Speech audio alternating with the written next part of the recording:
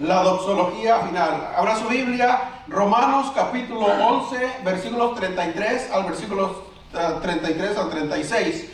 Vamos a leer todos juntos, y son 3 versículos, y ya oramos, luego ya entraremos en la enseñanza. Dice la palabra de Dios, Romanos capítulo 11, versículo 33 al 36. ¿Listos?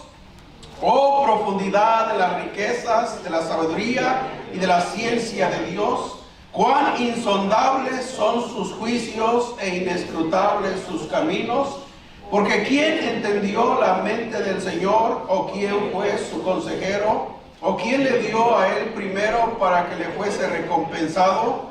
Porque de él y por él y para él son todas las cosas. A él sea la gloria por los siglos. Amén. El apóstol Pablo concluye, hermanos, el capítulo 11, y desde la sección del capítulo 9 hasta el capítulo 11, hermanos, con una doxología. La palabra doxología, hermanos, tiene que ver con una alabanza a Dios, una exclamación, un canto a Dios por lo que Dios es. Aquí en estos versículos podemos ver, hermanos, la sabiduría, el conocimiento y la gloria de Dios. La doxología es una fórmula o himno corto de alabanza y glorificación dirigido a Dios. Eso es una doxología. Si usted nota los versículos, el apóstol Pablo termina con una alabanza a Dios, hermanos, por lo que Dios es y por todo lo que Dios, ¿verdad?, le ha dado. Y esa doxología, dije una vez más, es una fórmula de himno corto de alabanza y glorificación dirigida a Dios, que proviene de las palabras griegas doxa, que quiere decir gloria, y logos, palabra o discurso. Su uso principal es reconocer la grandeza divina al final de oraciones, salmos o servicios religiosos cristianos. Hay iglesias, hermano, que hay un canto en el himnario rojo que por años, ¿verdad?, se ha usado en las iglesias bautistas, y viene un himno que dice la doxología. Y al final de cada servicio tienen algunas iglesias la costumbre de cantar la doxología antes de ser despedidos. ¿Alguien ha estado en una iglesia y que es muy bonito el himno, ¿verdad? Quizás lo vamos a cantar de vez en cuando.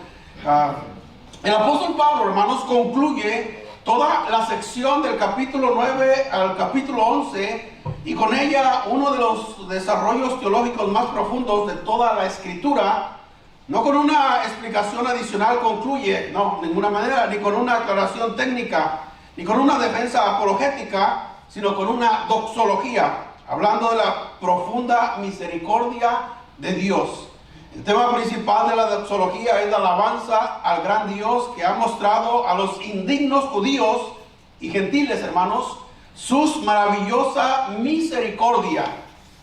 La sección de la semana pasada, hermanos, miramos, ¿verdad?, la misericordia tanto para judíos, tanto para gentiles.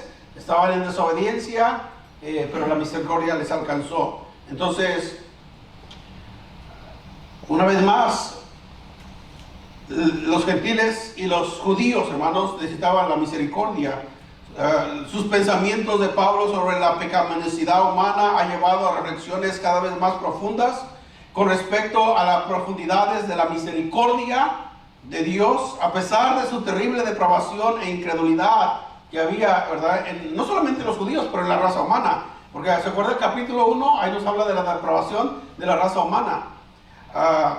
Pero vemos la misericordia de Dios, por lo que el apóstol Pablo estalla en un canto a la profundidad de las riquezas de su gracia y la naturaleza indescriptible de sus juicios. Este hecho es teológicamente significativo, hermanos. Después de haber recorrido la relación entre la soberanía de Dios, la responsabilidad humana, la incredulidad de Israel y la inclusión de los gentiles en el plan redentor de Dios y el propósito redentor que atraviesa la historia aún en estos días, hermanos, con su pueblo, Pablo reconoce implícitamente que la mente humana ha llegado a su límite. No porque la verdad, hermanos, de la palabra de Dios sea irracional, de ninguna manera, sino porque la revelación de Dios, aun cuando es verdadera y suficiente, escuchen, hermanos, excede a todo conocimiento, a toda capacidad total del entendimiento humano. Hermanos, nosotros tenemos un conocimiento muy limitado acerca de Dios. Ahora, debe ser nuestra meta conocer más, que Dios es infinito. Usted dirá, pastor, yo tengo muchos años de cristiano, yo conozco mucho la escritura. Entre más usted conoce, hermano, nos debemos dar cuenta que conocemos menos. Amén.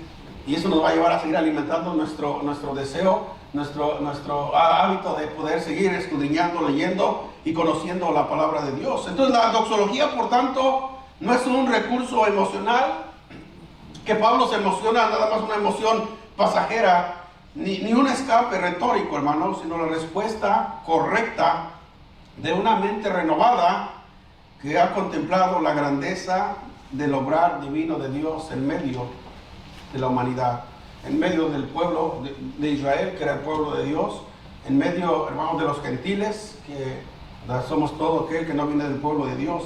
Entonces, no es una emoción superficial, hermano, no, es una comprensión que lo lleva a alabar a Dios, hermanos, por la grandeza, por todo lo que Dios ha hecho. En primer lugar, número 1, hermanos, 3 exclamaciones. Número 1, veamos 3 exclamaciones. Versículo 33 dice la palabra de Dios: oh profundidad de las riquezas, oh profundidad de las riquezas. Y podríamos, hermano, 3 exclamaciones, o podríamos decirlo, 3 atributos que Pablo menciona de Dios.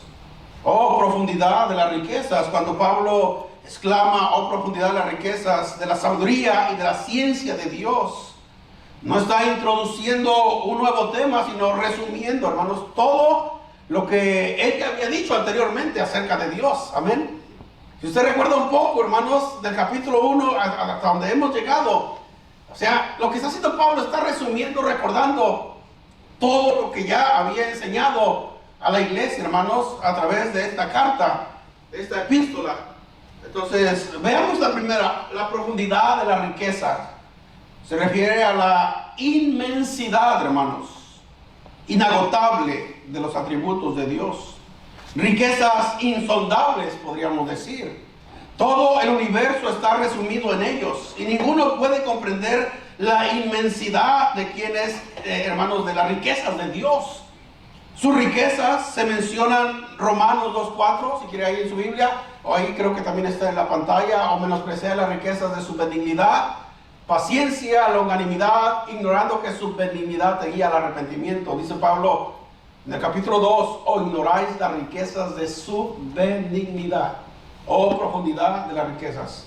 Dios es rico en misericordia, Dios es rico en su gracia, Dios es rico en su bondad, Dios es rico, hermanos, en todas las áreas de la vida. Romanos 9:23 dice la palabra de Dios: y para hacer notorias las riquezas de su gloria, las mostró para con los vasos de misericordia que él preparó de antemano para gloria, para hacer notorias las riquezas de su gloria.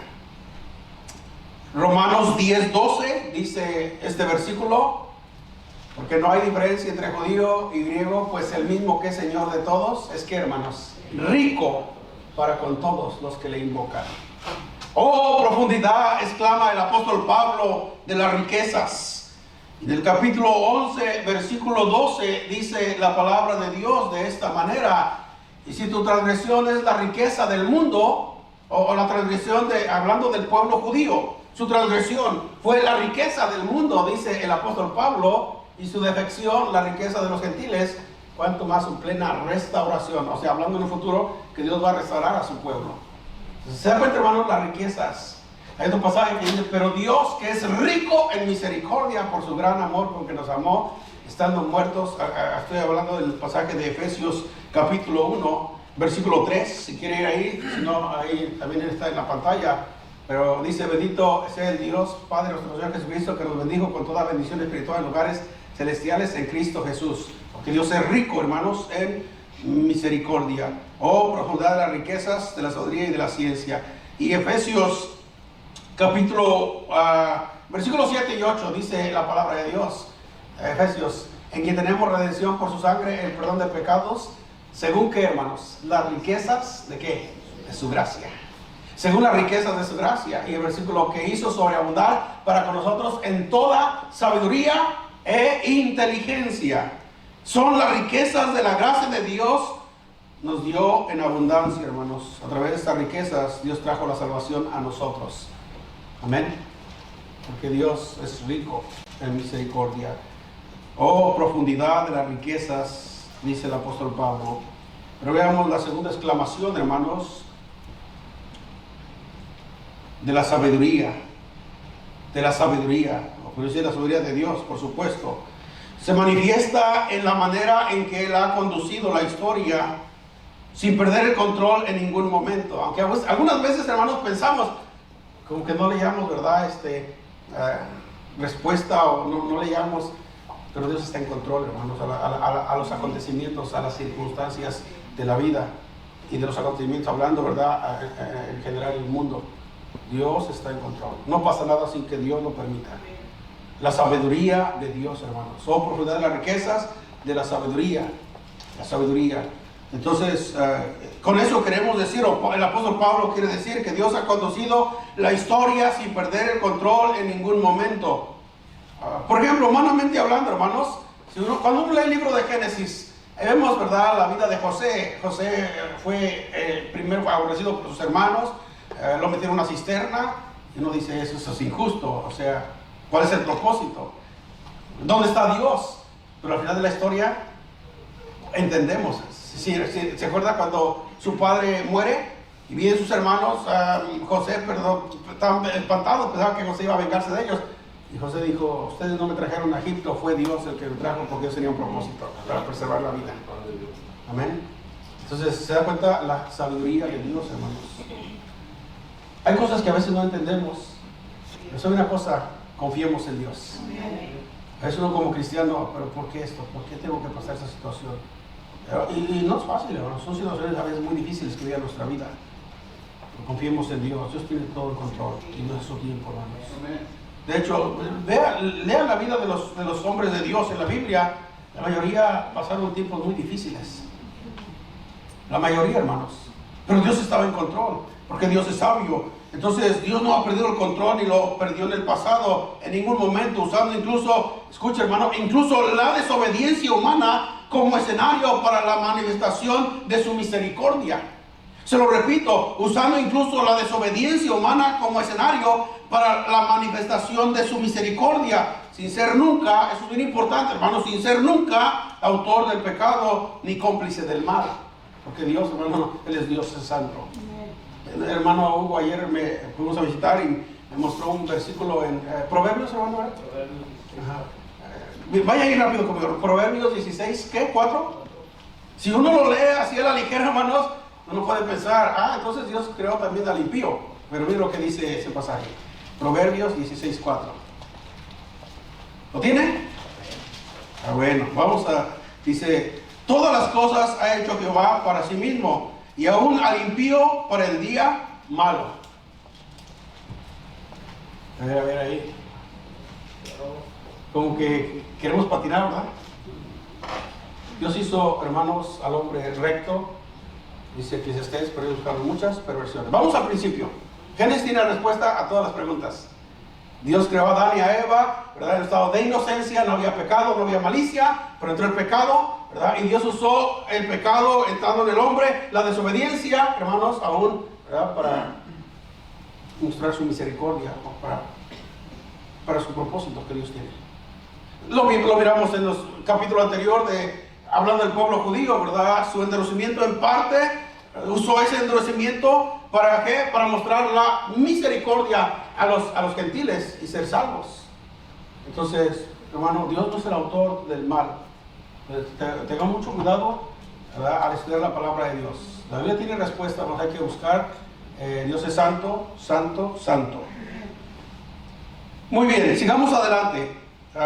Le repito, ¿verdad?, usando incluso la desobediencia humana como escenario para la manifestación de su misericordia, sin ser nunca autor del pecado ni cómplice del mal. Judas, versículo 25, dice la palabra de Dios: al único y sabio Dios, nuestro Salvador, sea gloria y majestad, imperio y potencia, ahora y por los siglos. Amén. Al único, dice Judas, y sabio Dios. Y el apóstol Pablo, hermanos, en 1 Timoteo capítulo 1, versículo 17, dice la palabra de Dios: por tanto, al Rey de los siglos, inmortal, invisible, al único y sabio Dios, sea honor y gloria por los siglos de los siglos. Amén. Dios es la fuente de la sabiduría, hermanos. Dios es la fuente de la sabiduría. Pablo expresa, ¿verdad?, su alabanza. Oh, profundidad de las riquezas de la sabiduría. Dios es la fuente de la sabiduría. ¿Qué tenemos que hacer, hermanos? Si Dios es la fuente de la sabiduría, nosotros, ¿verdad?, necesitamos sabiduría. Muchas veces somos más necios que sensatos. Tenemos que pedir a Dios. ¿Qué dice Santiago? Santiago capítulo 1, versículo 5. Y si alguno de vosotros tiene falta de sabiduría, pregunta, seamos sinceros, no conteste. ¿Cuántas veces pedimos sabiduría en todas las áreas de nuestra vida? Yo ya lo sé, yo he hecho esto muchas veces. ¿Sí o no? Esa es nuestra actitud. Vamos a enseñar una clase. Yo tengo 10 años enseñando, ya lo sé. Ese es el error que cometemos. Se sube al carro, usted, pues tengo 10 años manejando. Usted y yo necesitamos sabiduría en todas las áreas de nuestra vida. Y si alguno de vosotros tiene falta de sabiduría, pídala a Dios, el cual da a todos abundantemente y sin reproche le será, ¿qué? Dada. ¿Cómo necesitamos sabiduría, hermanos, en nuestras vidas? Todos. Los jóvenes necesitan sabiduría. Más porque están todos, pero los jóvenes están en una etapa donde los jóvenes están jóvenes, tienen la fuerza, tienen, entre comillas, ¿verdad?, una vida por delante, porque jóvenes mueren, es entre comillas, y piensan que lo saben todo.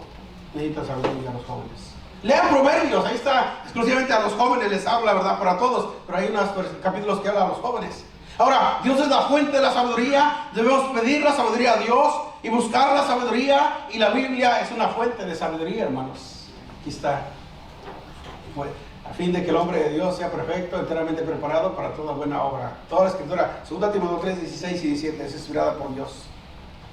Y aquí tenemos un libro, hermanos, o dos libros, 3, ¿no? Están en los sapiensales, Salmos, Proverbios, Eclesiastés. Pero Proverbios y Eclesiastés, hermanos, ¿verdad? Aquí está un libro de la sabiduría, Proverbios. ¿Queremos ser sabios? Lea un proverbio todos los días. Leamos un proverbio todos los días. Son 31, el mes trae 31. En el año va a leer 12 veces el libro de Proverbios. ¿Cuánto le toma? Unos 5 minutos, un capítulo. No son largos. Menos, a lo mejor, depende. Y luego oremos, Señor, dame sabiduría. Amén. Sigamos adelante en la sabiduría de Dios. Y luego dice el apóstol Pablo, la ciencia, versículo, volviendo a nuestro pasaje, versículo 33, oh, profundidad de las riquezas de la sabiduría y de la ciencia de Dios. La palabra ciencia tiene que ver con conocimiento. Algunos hermanos podemos pensar que es como la sabiduría y la ciencia o el conocimiento son sinónimos, pero son separados. La ciencia, el conocimiento de Dios por su parte. Hay una palabra, hermanos, para ese atributo de Dios que usamos, una palabra, una terminología teológica, es la omnisciencia de Dios. ¿Qué quiere decir la omnisciencia de Dios? Que Dios tiene todo el conocimiento. Y eso lo vemos en la palabra de Dios, hermanos. Entonces, conocimiento de Dios por su parte. Dios no se limita a conocimiento previo de hechos futuros, sino que abarca el entendimiento perfecto de los corazones, de las intenciones humanas, de los procesos históricos y de los fines últimos hacia los cuales todo se dirige. Dios tiene todo el conocimiento. Pablo no separa sabiduría y conocimiento, ambas operan juntas en el obrar redentor de Dios, hermanos. Dice el libro de Proverbios capítulo 2 versículo 6, dice, porque Jehová da la sabiduría y de su boca viene el conocimiento y la inteligencia. Entonces la omnisciencia de Dios quiere decir que Dios tiene todo el conocimiento. El apóstol Pedro, hermanos, escribe, si quieren conmigo, ahí déjenme ver la cita, primera de Pedro o segunda de Pedro, déjenme checar. Ahí usa una palabra presciencia, no presencia, presciencia. Amén. Capítulo 2, segunda de Pedro, perdón. ¿Está ahí?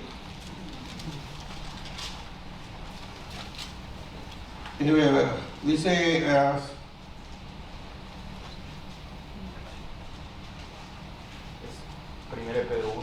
1 Pedro 1, gracias hermano, ahí está. 1:2, elegido según la, ¿qué dice hermanos? Presciencia. ¿Sí no esa palabra? A veces leemos rápido y decimos presencia. No, no es presencia, presciencia. ¿Alguien sabe qué dice la palabra presciencia? ¿Alguien sabe? A ver, ¿alguien? ¿Mande? Antes de la ciencia. Está bien, pero está mal. Hermano José Luis. Conocimiento anticipado del resultado. Conocimiento previo de las cosas. Es la presciencia. Que Dios tiene un conocimiento previo de las cosas. Conoce el pasado, conoce el presente y conoce el futuro. Eso quiere decir la palabra presciencia. ¿Okay? Y la palabra presencia es otra. Está fácil. Donde Dios está. Ok, sigamos adelante. Gracias, hermano, ahí por ayudarme con la cita.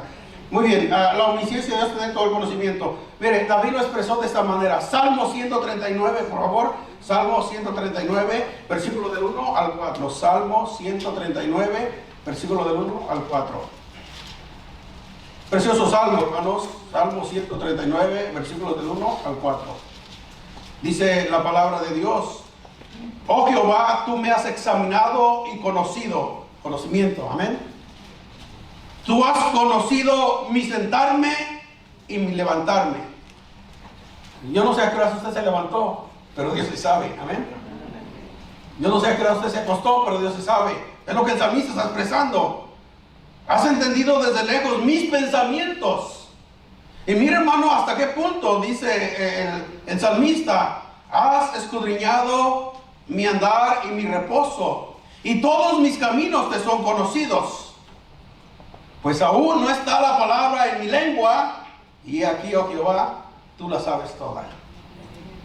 Mira, hermano, Dios sabe que después del servicio, las palabras que usted y yo vamos a hablar, Dios ya las sabe. Así que mejor tengamos cuidado, ¿verdad? Después del servicio no vaya a comer tacos de pastor. No vaya a comer tacos de pastor. De carne asada así, ¿verdad? Dios conoce nuestras palabras. Por eso, hermano, es bueno meditar en la omnisciencia de Dios. Dios tiene todo el conocimiento, la sabiduría de Dios, las riquezas de Dios. Porque eso nos va a llevar, hermanos, en primer lugar, a tener un corazón agradecido. Dios es rico en misericordia, en amor, en bondad, en su gracia. Y eso nos lleva a tener un corazón agradecido al sabio Dios. ¿Cómo le damos sabiduría? Eso nos va a llevar a decir: Señor, dame sabiduría, ayúdame. Y luego, hermanos, Dios tiene todo el conocimiento. Entonces eso nos va a ayudar. Él sabe todo de mi vida, Él sabe todo de su vida. Eso nos va a llevar a acercarnos más a Dios y a hacer lo correcto. Amén. Yo creo que todos los días que estamos viviendo ahorita en estos últimos tiempos, ¿verdad? Pues todos los días hay luchas entre uno mismo. Sí. ¿Verdad? Y hay que ser sabio, ¿verdad? Y tomar esto, la palabra de Dios, que es nuestro ay, ¿verdad? Para cada día. Porque, amén, más, ahora necesitamos más que nunca. En los tiempos tan peligrosos que estamos viviendo, no puede salir una porque con la maldad de enfrente de uno el pecado tan sigue. Por eso necesitamos recordar lo bueno que es Dios, la riqueza de Dios, de donde nos rescató, la sabiduría de Dios. Dios es sabio y Dios nos da sabiduría para vivir una vida que le agrade, y Dios tiene todo el conocimiento. Y eso nos va a ayudar, hermanos, a vivir una vida que le agrade a Dios. Amén. Y por eso Pablo concluye, es la doxología, una alabanza.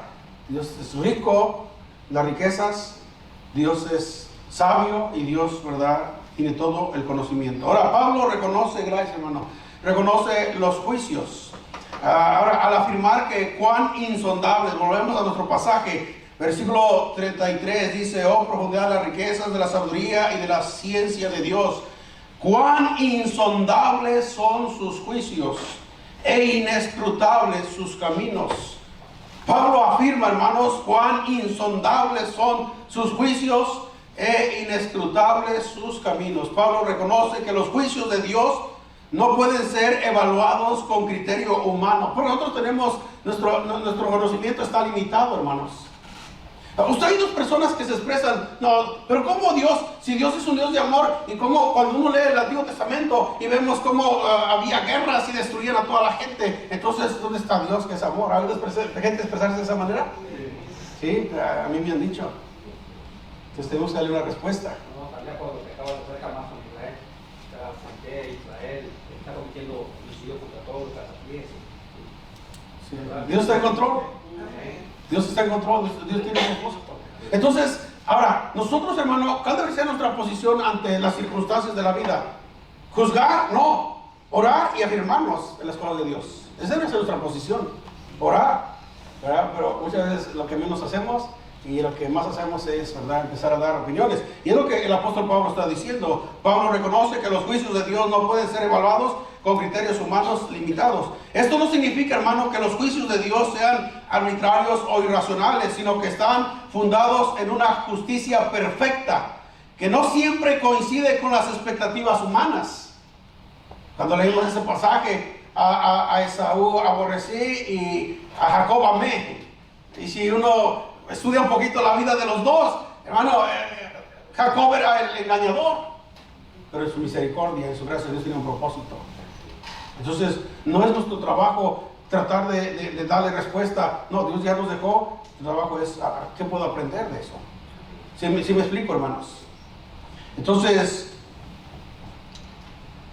a lo largo de Romanos capítulo 9, capítulo 9 al 11, Pablo ha mostrado que Dios no actúa conforme a favoritismo étnico, ni conforme a méritos humanos, ni conforme a un propósito redentor que busca en última instancia manifestar su misericordia. Es lo que Dios busca, manifestar su misericordia. Los caminos de Dios, hermanos, describe el lado de acción de sus juicios como inescrutables. No porque sean contradictorios, sino porque no pueden ser reducidos a fórmulas simples ni a esquemas humanos cerrados. La historia de Israel, la inclusión de los gentiles, ¿verdad?, que ya estudiamos, la promesa de restauración futura, muestra un Dios que guía la historia con paciencia, con fidelidad, con coherencia interna, aun cuando la humanidad no percibe de inmediato el sentido de sus acciones. ¿Sí me explico, hermanos? Isaías 55:8, mire ese precioso pasaje. Dice Dios a través del profeta Isaías: porque mis pensamientos no son vuestros pensamientos, ni vuestros caminos, que dice Dios, mis caminos, dice Jehová. Y luego sigue el versículo que sigue: así como están los cielos de la tierra, de alto, así son mis pensamientos de Dios, hermanos. Por eso Pablo concluye, versículo 33, al final: cuán insondables son sus juicios. Hermano, podemos concluir, los juicios de Dios son justos y son verdaderos. No hay injusticia en Dios. Amén. Cuán insondables son sus juicios e inescrutables sus caminos. Por mucho que uno trate, hermanos, de excavar y de llegar hasta lo más profundo, sus juicios no vamos a poder. Inescrutables sus caminos. Número 2, en segundo lugar, nuestra incapacidad para comprender la mente de Dios. Versículo 34 y versículo 35. Porque ¿quién entendió la mente del Señor? ¿O quién fue su consejero? Versículo 35. ¿O quién le dio a él primero para que le fuese recompensado? Aquí vemos a nuestra incapacidad para comprender la mente de Dios. Pablo continúa reforzando esta idea al citar implícitamente el lenguaje del Antiguo Testamento. Y son citas del Antiguo Testamento, era la costumbre de Pablo. Porque ¿quién entendió la mente del Señor? ¿O quién fue su consejero? Con estas preguntas retóricas, el apóstol Pablo elimina cualquier pretensión humana de colocarse en una posición de igualdad con Dios. Pero hermano, ¿cuántos hombres se atreven a hacer eso? Ponerse en una posición de igualdad con Dios. Nadie ha corregido sus decisiones ni ha sufrido una falta de previsión. Esta afirmación es particularmente importante en el contexto de Romanos capítulo 9 al capítulo 11, donde Pablo ha rechazado tanto la idea de que Dios ha fallado como la idea de que Dios haya actuado injustamente. ¿Se acuerdan la pregunta constante? ¿Acaso ha fallado Dios? Y Pablo da la respuesta. Entonces, la mente de Dios no está sometida a la evaluación humana. Más bien es la mente humana la que debe ser sometida, reformada, alineada con la revelación divina, hermanos, nuestra mente. ¿Cuántas veces usted y yo hemos tenido unos conceptos, unos pensamientos totalmente distorsionados, pero viene al conocimiento de la verdad? Usted es salvo y luego empieza a estudiar la Biblia y usted dice, mira, aquí está claro y cómo yo estaba tan equivocado. ¿Le ha pasado? Y si no le ha pasado, nos va a pasar constantemente. Por ejemplo, la idolatría, hermanos. La Biblia habla muy claro acerca de la idolatría. Y yo me pregunto, ¿cuánta gente cree en la idolatría? Y se dicen conocer la palabra de Dios. Porque están muertos, se presentan nacer de nuevo para poder entender. Mi padre, ellos nunca nos llevaron a una iglesia. Ellos decían ser católicos, pero ellos no iban a la iglesia. La única vez que me acuerdo que fui a la iglesia con mi padre fue cuando mi hermana se casó en la iglesia católica, que fuimos, es la única vez. De ahí nunca nos llevaba. Y gracias a Dios por ello. Pero traía, ¿verdad? Le inculcaron la creencia católica. Entonces creían en todo es lo que ellos creen. Pero nunca nos inculcaron a nosotros. Entonces cuando él oyó el Evangelio, se entregó a Cristo y luego empezó a leer la Biblia y dijo, mira, aquí está bien clarito y cómo uno lo hacía. Sí, porque así es. La incapacidad, hermanos. Isaías 40, 12 y 13 dice, ¿quién midió las aguas con el hueco de su mano y los cielos con su palmo, con 3 dedos? Juntó el polvo de la tierra y pesó los montes con balanza y con pesas los collados. Versículo 13, ¿quién enseñó al Espíritu de Jehová o le aconsejó enseñándole? Pregunta, hermanos, Isaías, Dios a través del profeta Isaías. Pero cuando Pablo añade, o quién le dio a él primero para que le fuese recompensado. Esa expresión Pablo revela o vuelve a cerrar toda posibilidad de entender la relación con Dios en términos de intercambio o mérito. Job 41:11 dice, ¿quién me ha dado a mí primero para que yo restituya? O sea, todo lo que hay debajo del cielo, Dios le dice, hermanos, en el libro de Job, es mío. Del Deuteronomio, capítulo 29, si no me equivoco, está ese pasaje que dice, las cosas ocultas le pertenecen a Dios, las reveladas son para nosotros. Entonces, hermano, hay cosas que quizás no vamos a comprender aquí en esta tierra. Y no se preocupe por tratar de esforzarnos.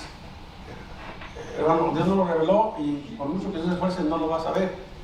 Miren, nos afanamos en esto y nos olvidamos de obedecer lo que Dios ya nos ha revelado y que entendemos. Entonces, enfoquémonos en lo que ya entendemos y lo demás un día el Señor nos lo revelará. Esta declaración resume uno de los ejes principales de toda la carta, la gracia. Nadie ha puesto a Dios en deuda, hermanos. Nadie ha iniciado el proceso de salvación. Nadie puede reclamar derecho frente a Dios basándose en sus obras, aunque el pueblo judío trató de hacerlo, pero estaba equivocado.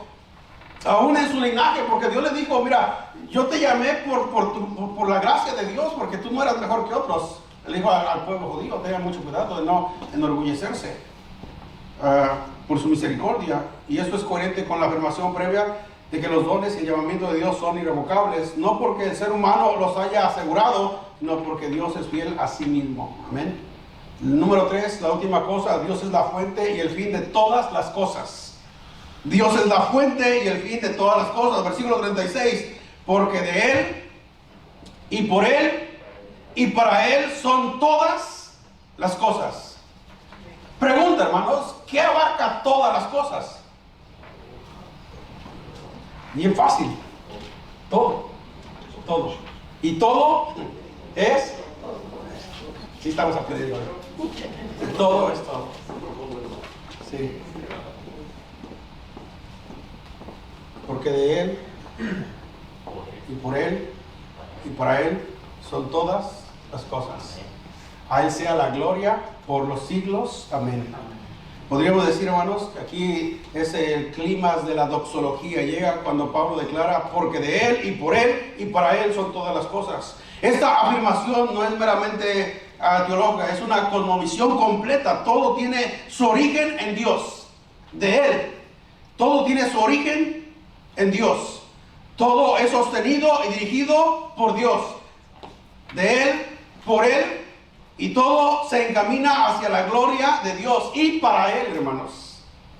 La historia de la redención, la salvación, la iglesia, Israel, los gentiles, el futuro escatológico, no son realidades desconectadas, sino expresiones de un único propósito divino que converge en la gloria de Dios. Esta frase resume no solo Romanos 9, capítulo 9 al 11, sino todo el argumento de todo el libro y el capítulo 1 de Romanos, hermanos, podríamos decir. Entonces la doxología concluye con una afirmación inevitable. Y al final dice, a Él sea la gloria por los siglos. Amén. A Él sea la gloria por los siglos. Amén. Aquí Pablo no está cerrando simplemente una sección literaria, sino sellando una confesión teológica, hermanos. Mire, primero los Corintios capítulo 8, versículo 6. Mire lo que dice este pasaje. Para nosotros, sin embargo, solo hay un Dios, el Padre, del cual proceden todas las cosas, y nosotros somos para Él, y un Señor Jesucristo, por medio del cual, que dice, hermanos, son todas las cosas, y nosotros por medio de Él. ¿Qué está enseñando Pablo aquí a la iglesia de los Corintios? Jesucristo es Dios. Amén. Él es el creador. Le pertenecemos a Él, somos de Él, y Él sustenta la creación. Colosenses, otro hermoso pasaje. Capítulo 1, versículos 16 y 17. Porque en Él, hablando de Jesucristo, en Él fueron creadas todas las cosas, las que hay en los cielos y las que hay en la tierra, visibles e invisibles, ángeles, ¿verdad? Sean tronos, sean dominios, sean principados, sean potestades. Todo fue creado por medio de Él. ¿Y para qué, hermanos? Dice, para Él. Y Él es antes de todas las cosas, y todas las cosas en Él subsisten. Y bien, podríamos ahí terminar, ¿verdad? Como Pablo terminó, a Él sea la gloria. A Él sea la gloria. La gloria le pertenece a Dios, hermanos, porque Él es el autor, Él es el ejecutor, y Él es el consumador de la redención. El amén final no es una formalidad litúrgica, sino una afirmación de fe. Amén. La palabra amén quiere decir así sea. Amén. A Él sea la gloria, y la iglesia debería de responder así sea. Pero hermano, qué insensatos somos. ¿Cuántas veces queremos quitarle la gloria a Dios? ¿Sabe qué? Dios sigue siendo Dios y está en su trono. A Él sea la gloria. Amén. Concluimos, hermanos. Pablo enseña que la teología auténtica no termina en debate, amén, sino en adoración. No produce arrogancia, sino humildad. No conduce al fatalismo, sino a la confianza profunda del carácter de Dios. Y la doxología no cancela el pensamiento, lo corona, hermanos. La razón no es anulada, es llevada a su límite legítimo y entregada a la adoración. A partir de aquí, el libro de Romanos centra, capítulo 12 al capítulo 16, donde toda esa teología se convierte en vida práctica, ética, comunidad, servicio, adoración y misión. Entonces, de aquí en adelante, hermanos, viene lo bueno. Amén. Bueno, todo estaba bueno. Pero de que lo bueno en el que, ¿qué vamos a hacer con lo que hemos aprendido? ¿Lo vamos a guardar en el corazón nada más o lo vamos a practicar? Romanos 12, un precioso pasaje. Os ruego por las misericordias de Dios que presentéis nuestros cuerpos sacrificio vivo, santo, agradable a Dios, que es nuestro culto racional. No os conforméis a este siglo, sino transformados por el de la renovación de nuestro entendimiento, para que seáis capaces de comprender. Es lo que vamos a estudiar en la siguiente lección, hermano, y vamos a entrar ya en lo práctico. Ore a Dios y el Señor, ayúdame a practicar ya lo que yo he aprendido, no solamente a través de los años que hemos sido cristianos. Que nuestro cristianismo sea más genuino, hermanos. Que sea nuestra oración.